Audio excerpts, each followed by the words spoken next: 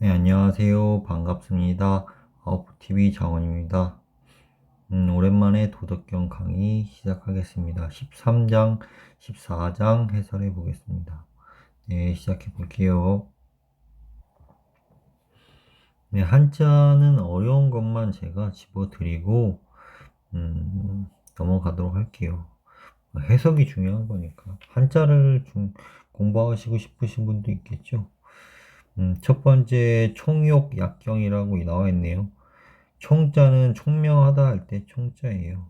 음, 욕자는 모욕하다 할 때 욕자고, 경자는 놀랄 경, 이럴 때 쓰입니다. 그 다음에 기대 환약신 할 때, 환자는 우환이 있다 할 때, 뭐 고통이 있다 이럴 때 환자가 쓰이죠. 우환이 있으십니까? 할 때 환자입니다.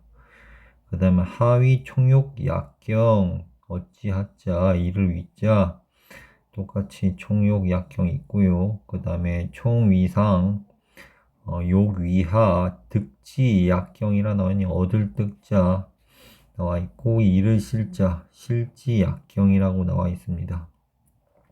다 먼저 한자 먼저 풀고 바로 해석할게요.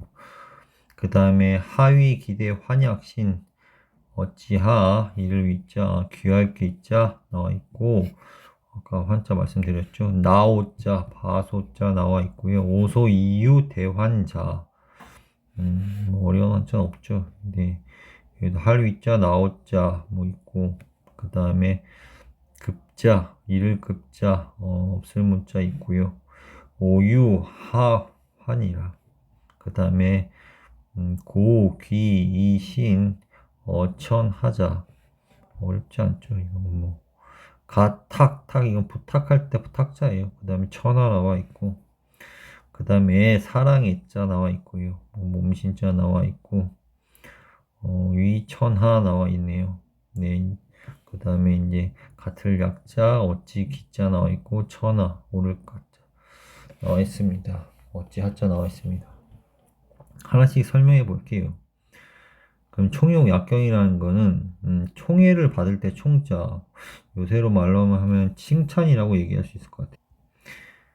칭찬이나 모욕을 경계하라 이겁니다. 경계하라. 경계하라는 거는 항상 살펴보고 나서 거기 들뜨지 말란 뜻입니다. 칭찬과 모욕에 대해서. 왜 그러냐면 밑에 해설이 나와 있어요. 그 다음에 큰 우환, 큰 고통을 내 몸같이 여기고 귀하게 여겨라 이겁니다. 그 다음에 여기 나와 있죠. 그러면 뭘 일으키는 건 어찌 하자도 얘기하면서 이게 무엇이란 뜻입니다. 그러면 총회와 모욕을 왜 경계하라고 하는 것이 무엇인가라고 되묻는 겁니다. 그러면은 총을 한다는 건 위를 뜻하고 모욕을 뜻하는 건 아래를 뜻한다고 사람들이 알고 있죠. 그 뜻은 뭐냐면은 이제 사람이 칭찬을 받고 하다 지켜 세워주면 사람이 약간 오만해지고 교만해져요. 그 다음에 또 누군가 모욕을 당하면 사람이 그 순간적으로 욱하기도 하면서 내 스스로 비참함을 느낍니다. 이게 저번에도 말씀드렸지만 비교와 같아요. 남하고 비교하면서 이제 본인이 나보다 낮은 사람 보면서 교만함을 느끼고 나보다 좀 못한 사람 보면서 비참함을 느낍니다. 같은 겁니다. 그러니까 남이 칭찬해주면 우쭐해지죠. 우쭐해지면서 이제 그게 나밖에 모르게 되는 거예요. 나밖에 모르고 아나무인이 되는 상태인 걸 말하는 거고, 누군가가 또 내 자신을 욕하게 되면은 내가 이것밖에 안 되나? 이것밖에 안 되나 하면서 한번 내 스스로 돌아보면서 내 스스로 자존감이 많이 떨어지게 되죠. 근데 이거 사주팔자와 관련이 돼 있어요, 보면은. 지금 명의 관운과 관련돼 있는데, 관복이 있죠, 관. 관이라는 게 명예예요. 명예가 높으면 좋지만은 높아져도 너무 커졌을 때 본인이 오만하게 돼요. 관이라는 게 명예가 너무 커지고 정치인들 보면 알잖아요. 정치인들 자기가 명예가 높아지니까 TV나 이런 데 와서는 되게 굉장히 겸손한 척 하면서 그래서 TV가 카메라 꺼진 데서는 굉장히 오만한 행동을 하게 되죠. 명예가 높아지면은 더욱더 겸손해야 되는데 그렇지 못한 경우가 굉장히 많아요. 그러니까 관이 너무 커도 안 되는 거예요. 관은 자기 자신을 다스리지만 명예가 너무 컸을 때도 단점이 있는 겁니다. 반면에 너무 쪼그라들었을 때는 자존감이 떨어지게 되죠. 내 스스로를 아무것도 아니라고 생각하면은 자존감이 떨어지게 됩니다. 그러니까 적당한 관이 필요한 거고 너무 과해도 안 되는 겁니다. 그게 이치예요, 이치. 마찬가지죠. 그러니까 이거를 경계하라는 겁니다. 얻는 것 또한 경계하고 잃는 것 또한 경계하라는 겁니다. 그러니까 누군가가 날 칭찬해줘도 너무 들뜰 필요도 없고 내가 지금 뭐 실패하거나 좌절했거나 뭔가 사업을 실패했거나 뭔가 시험을 통과를 못했거나 하는 일이 좌절을 겪거나 해가지고 너무 뭐 기분 나빠할 필요도 없어요. 에디슨 같은 사람은 전국 발명할까지 1000번을 넘게 실험을 했어요. 그리고 누군가 이게 실패를 실패라고 생각하지 마시고 그냥 과정이라고 생각하시면 돼요. 삶의 과정에서 내가 좀 더 이걸 이번에 실패했지만 이게 성공하는 과정일 것이다라고 생각해 버리면은 회복 탄력성이 높아지면서 빨리 회복을 하게 돼요. 근데 좌절감에 오래 빠져 있게 되면은 인생이 늪에서 이제 말을 하죠. 슬럼프에 오래 빠지게 되는 겁니다. 그러니까 회복 탄력성을 빨리 가지게 되려면 이건 내가 하는 내 길 인생의 과정일 뿐이지. 이렇게 생각하시면 돼요. 그 다음에 그럼 무엇을 큰 어려움을 몸과 같이 여기라고 하는가? 그럼 보죠. 이와 같은 큰 고통이라는 것은 내가 바로 내가 존재하기 때문이란 거예요. 그 다음에 그래서 내가 실존한다는 거예요. 내가 비로소 실존한다. 내가 몸이 있기 때문에 내 스스로 실존함을 아는 것입니다. 몸이 없으면 내가 고통도 모르죠. 몸이 있기 때문에 우리가 육체적으로 아픔도 알고 스트레스도 받고 이런 거죠. 그러니까 내가 그럼 여기서 내 몸이 없다면은 가정법이죠. 그러면 어찌 내가 고통을 느끼겠냐, 내가 이 뜻입니다. 그러니까 내가 몸이 있기 때문에 고통을 느낀다는 것을 설하신 겁니다. 그러니까 여기서는 이제 고로 내 몸을 귀하게 여기는 사람은 그러니까 이 몸이라고 나와 있지만은 이 고통이란 뜻이에요. 몸을 여기 나타냈지만 내가 내 스스로에 고통이 몰려왔어도 내 몸처럼 귀하게 여기기 시작하면은 천하를 얻을 수 있다는 겁니다. 그리고 천하를 갖다 맡길 수 있다는 거예요. 허락할 타입인데 천하를 허락한다는 겁니다. 그 다음에 천하를 내 몸같이 사랑한다면 어찌 천하를 갖다 이것도 마찬가지죠. 허락하지 않겠는가 옳을까 짜지만 허락한다는 뜻도 돼요. 허락하지 않겠는가 할 뜻이에요. 살펴보시면은 13장에서 얻을 수 있는 교훈은 이거죠. 내가 칭찬을 받거나 모욕을 받더라도 너무 거기에 대해서 끄달림 당하지 말고 스스로 겸손할 줄 알고 모욕을 받더라도 모욕을 하는 사람이 문제지 받는 사람이 대해서 너무 비참하게 생각할 필요가 없어요. 하는 사람이 문제예요. 다른 사람이 욕하는 사람들. 본인이 저 사람은 남을 업신여긴다고 그냥 불쌍하게 생각하시면 돼요. 그리고 넘어가면 돼요. 근데 저놈이 나를 욕했으니까 내가 저놈을 복수해야지 이러면 하수죠. 거기다 끄달림을 당하고 거기만 자꾸 생각하게 되면 인생을 낭비하는 순간이 오게 됩니다. 그러니까 남이 나를 뭐 욕을 하든 누가 나를 칭찬을 하든 너무 들뜰 필요도 없고 비참할 필요도 없다는 겁니다. 그리고 큰 고통이 오잖아요. 고통이라서 있네. 고통이 왔을 때 누구나 인생에 고통을 겪어요. 뭐 팔자가 엄청 좋아서 고통 안 겪는 사람도 있지만은 누구나 인생에서 굴곡은 있기 때문에 고통이 와요. 그 고통이 왔을 때 잘 이겨내가면은 사람이 성숙하게 되는데 그 고통이 왔을 때 내 스스로 내 인생은 왜 이것밖에 안 되나? 내 인생은 왜 이렇게 안 좋지? 이렇게 한 시간이 길수록 인생이 낭비가 길어져요. 저도 뭐 30대 때 뭐 몸이 좀 안 좋아가지고 고통을 많이 겪은 사람인데 그때도 저는 이제 계속 그런 게 올려와도 그냥 그런 거보다 뭐 하는 거예요. 그냥 그러다 보니까 넘기다 보니까 고통도 겪고 다 극복하게 되고 하는 겁니다. 너무 그걸 나만 그렇지라고 생각하시면 안 돼요. 제가 사주팔자를 보지만은 뭐 많이 봐드렸어요. 뭐 그냥 돈 봐주고 봐준 게 아니라 그냥 공짜로 다 많이 봐드리면서 살펴봤는데 집집마다 고통이 없는 집이 없어요. 자기만 그런 게 아니에요. 자기만 그런 게 아니라 집집마다 다 고민이 하나씩은 있으니까 본인만 그렇다고 생각하지 마시고 남들도 다 힘들게 살고 한다고 생각하시면은 그냥 과정이라고 생각하시면 돼요. 저도 마찬가지고 제 주위를 다 살펴봐도 문제없는 집은 없어요. 네, 그렇게 생각하시면 됩니다. 일단 14장 볼게요.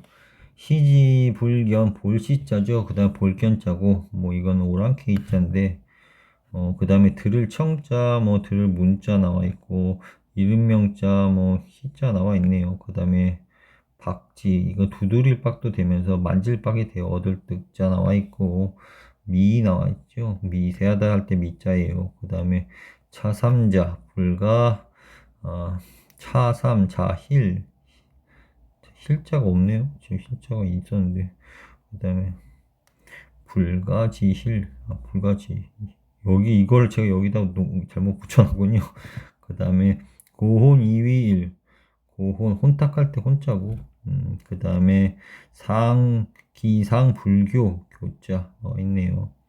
교자는 밝고 깨끗하다는 뜻이에요. 그 다음에 이거는 어둡다는 뜻이고 그 다음에 승승불가명 이건 계속해서 이어진다는 뜻이에요. 승승불가명 계속할 승자. 그 다음에 복귀 어무물이라고 나와 있네요. 복귀할 때 귀자고 얻을 복자고 그 다음에 무상 이건 형태상자예요. 형태상자 이것도 뭐 형태상이라고 볼 수 있겠죠. 그 다음에 시위 홀황 홀황 황홀하다 할 때 황홀할 자예요. 황홀하다 우리 황홀한 느낌이 들다 하죠. 그 다음에 영지불견 기수라고 나와 있네요. 이건 마주칠 영자예요. 마주칠 영자고 머리 숫자고 그 다음에 따라 숫자고 수지 불견 기후 디후자죠. 그 다음에 집은 뭐 모이다 이렇게 집착 모일 집자 비슷하고 하여튼 모아가지고 한 뜻이에요. 그 다음에 집고 시도라고 이 어령 지유라고 나와 있네요. 다스린다는 뜻이에요. 다스린다는 뜻. 그 다음에 고시 처음 시자죠. 그 다음에 시위 기 나와 있어요. 이건 줄거리 기자라고 해요. 줄거리 기자. 어떤 내용이나 테마 이런 걸 뜻해요. 그러면 하나씩 살펴볼게요. 뜻을. 이 14장은 저도 뭐 이해하는데 좀 걸렸어요. 좀 오래 걸리고 이게 뭘 뜻하는가 고민을 많이 해봤는데 한번 살펴보면은 뭐 해석은 쉬운데 이게 뭘까라는데 한번 고민을 많이 해봤어요. 그것은 보아도 보이지 않는 것이어서 형체가 없는 것. 보이지 않아도 잠시만요.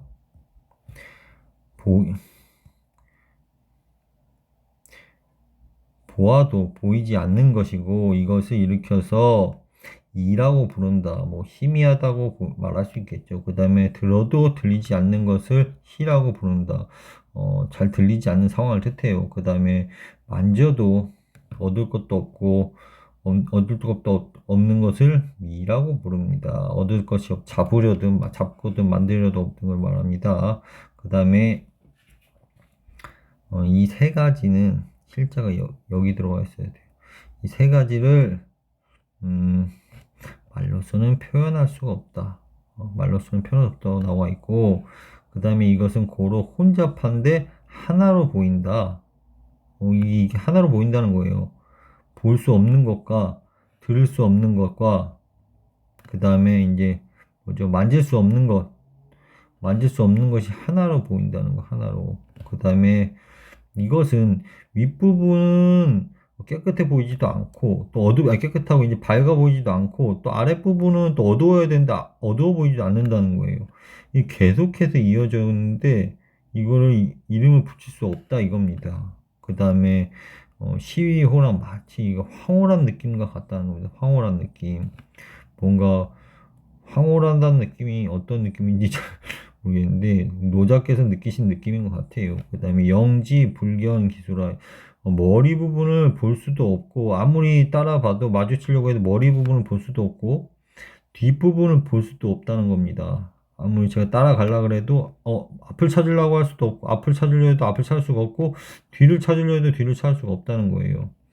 그리고 마지막에 가서, 이제, 이 고로, 도라는 것은 이제 옛 것으로 이제, 현재, 지금 존재하는 것을 다스리게 된다는 거예요. 옛 것을,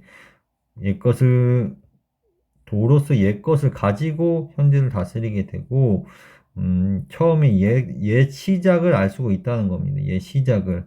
그래서 도로서, 이것을, 이 처음에 시작을 아는 것을 이 도의 줄거리, 그러니까 도의 내용, 줄거리라고 안다는 겁니다. 그러니까 도의 기원을 아는 겁니다. 도라는 거를 말씀하시면서, 도덕의 도를 말씀하시면서,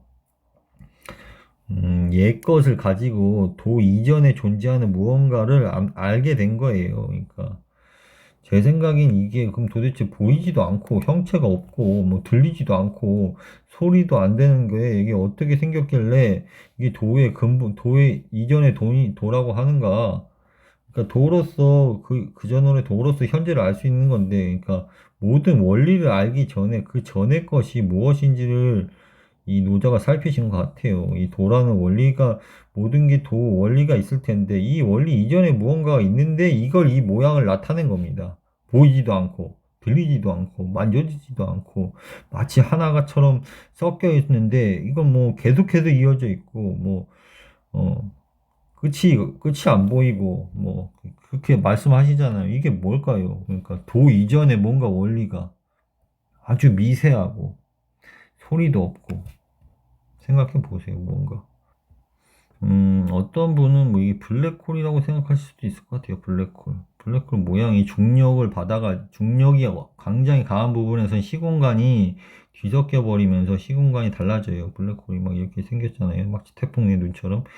안쪽으로 가면은 시간이 늦게 흘러요. 근데 바깥쪽으로 가면 시간이 빨리 흐르고, 그러면서 이게 빠져나가면서 이제 새로운 세계가 열리고 막 이런 상황인데, 이거 블랙홀이라는 분도 있고, 저 같은 경우는 이거 그냥 기로 봤어요. 기, 기. 에너지. 그러니까 에너지가 기가 보이지도 않고, 사실 들리지도 않고, 만져지지도 않잖아요. 근데 기라는 게 사실 일반 사람들도 기감이 있는 사람들은 기감을 느껴요. 일반 사람은 언제 느끼냐면은 감기 걸렸을 때 느껴요. 감기 걸렸을 때 기잖아요. 느낄 감자다 기운 기자인데 그때 내가 내 몸이 아프다는 걸 느껴요. 이제 한기가 들어가지고 몸을 돌 때 내 몸이 춥다는 거를 느끼는 게 감기입니다. 근데 평상시에도 기감이 있는 사람은 파장을 느낍니다. 파장을 느끼게 돼요. 이게 본인이 돌을 닦았으니까 노자가 돌을 닦았으니까 보이지도 않고 들리지도 않고 만져지지도 않는다는 게 기라는 걸 안 거죠. 그러니까 모든 물체 이전에 원리 이전에 기라는 게 존재했고 이것이 또 보죠. 이 부분 해석 안 했군요. 그 물질이 이어져 가지고 본래 돌아간다고 나와 있어요. 없는 상태로. 그 다음에 무상 이를 형상이 없는 상이라고 한다. 무물지상이라고 한다고 하지 않습니까? 물체가 없는데 상이 있다는 겁니다. 뭔가 상이 있는데 또 물질을 우리 눈에 보이진 않는다는 거죠. 그게 에너지 기 아닐까요? 뭔가 에너지가 차력 같은 거 보면 아시잖아요. 갑자기 차력을 해가지고 기를 모아가지고 막 벽돌을 깨고 이런 게 에너지가 없는, 다 기라는 게 에너지가 있는 겁니다. 뭐 만화책 보면 에네르기파 있죠. 그런 게 있어요. 에너지가 기라는 거는 기가 없다고 생각하는데 거기서 나눠지는 게 이기론이잖아요. 이기론. 성리학 시대 가면 이가 먼저인지 기가 먼저인지 기가 있는지 없는지 이걸 논하는 게 이기론입니다. 그러니까 노자께서 말씀하신 건 이건 기예요. 기. 그러니까 기에 대한 원리에 대해서 한번 말씀하신 것 같아요. 네. 14장에서 이걸로 마치겠습니다. 14장에 대해서는 이제 이치를 나타낸 겁니다. 기에 대한 이전 도를 이루는 뭔가의 근원 전인 것을 기라고 보면 되고, 도를 그 전에 기인 거고, 도라는 것은 원리를 알 수 있는 거기 때문에 이전의 귀는 보이지도 않고 들리지도 않고 만질 수도 없고 뭔가 섞여 있는 듯 하면서 계속해서 이어져 있고 이런 걸 뜻하는 것 같습니다. 네, 감사합니다.